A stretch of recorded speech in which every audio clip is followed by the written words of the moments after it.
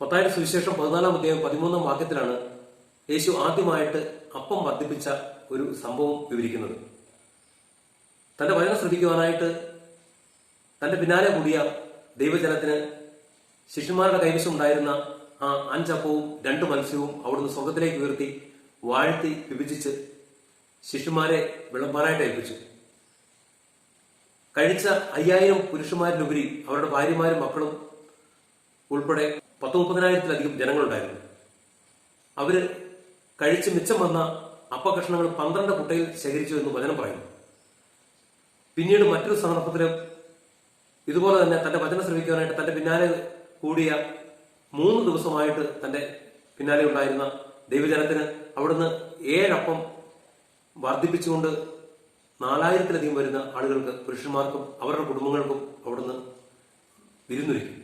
പ്രിയപ്പെട്ടവരെ, ഇന്നലെ ജൂൺ 19-ാം തീയതി കത്തോലിക്ക തിരുസഭയിലെ പരിശുദ്ധ കുർബാനയുടെ തിരുനാൾ ആചരിച്ച ദിവസമായിരുന്നു. സെഹിയോൻ ഊട്ടുശാലയിൽ തന്റെ പ്രിയപ്പെട്ട 12 ശിഷ്യന്മാരുടെ കൂടെ ആയിരിക്കുമ്പോൾ അവിടുന്ന് അപ്പവും വീഞ്ഞുമെടുത്ത് സ്വർഗത്തിലേക്ക് ഉയർത്തി വാഴ്ത്തി വിഭജിച്ച് ശിഷ്യന്മാർക്ക് കൊടുത്തുകൊണ്ട് അവിടുന്ന് അരുളി ചെയ്തു, ഇതെന്റെ ശരീരവും രക്തവുമാകുന്നു, നിങ്ങളിത് വാങ്ങി ഭക്ഷിക്കുകയും പാനം ചെയ്യുകയും ചെയ്യും. പ്രിയപ്പെട്ടവരെ, യേശു തന്റെ പരസ്യജീവിത കാലത്തിൽ ചെയ്ത ഏറ്റവും വലിയ അത്ഭുതം, അതായത് 5 അപ്പം കൊണ്ടും 7 അപ്പം കൊണ്ടും അവിടുന്ന് ചെയ്ത ആ അത്ഭുതത്തെക്കാളും എത്രയോ ഇരട്ടിയാണ് അവിടുന്ന് സെഹിയോൻ ഊട്ടുശാലയിൽ ഒരപ്പം കൊണ്ട് അവിടുന്ന് ചെയ്ത അത്ഭുതം.